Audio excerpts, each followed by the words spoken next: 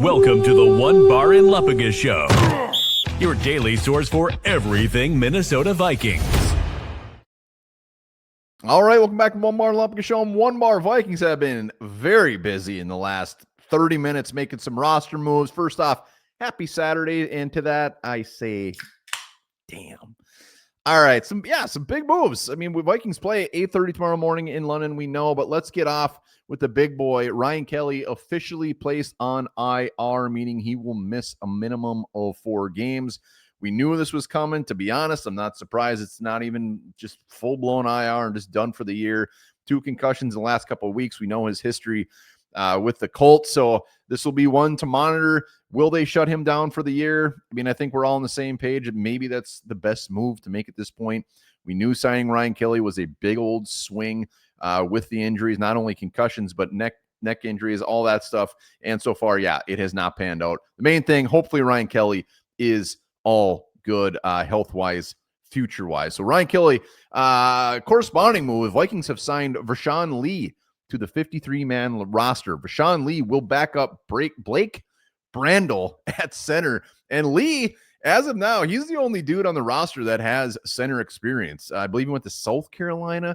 He was their starting center in college. So Lee is the backup center. He is on the 53-man roster. CJ Ham activated from the IR.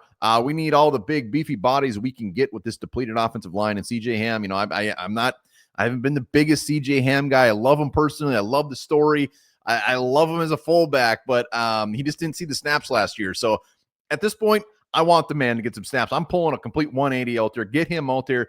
Get him blocking some bodies. So CJ Ham activated, elevated Cam Akers and Henry Bird. Cam Akers was elevated last week. Expect this to be every damn week.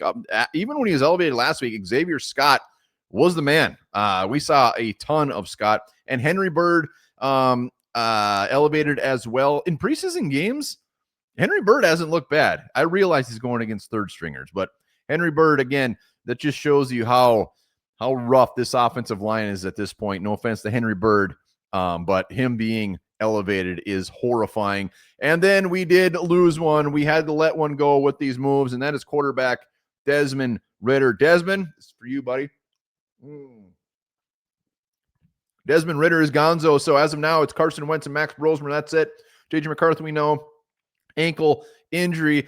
I got a hunch Desmond Ridder is going to be back on this team very, very soon. I see him being the guy that bounces around, especially with the reports coming out that J.J. McCarthy, it could be more that 6-week window opposed to the 4-week window. So Desmond Ridder, I don't think he's going to be going too far, especially with Vershawn Lee currently being activated with 53-man roster. They boot him back. Maybe Desmond Ridder comes back, but we'll see. But some pretty big moves. Ryan Kelly, obviously, being the biggest one. Let me know how you're feeling about tomorrow's game. We'll be streaming post-game.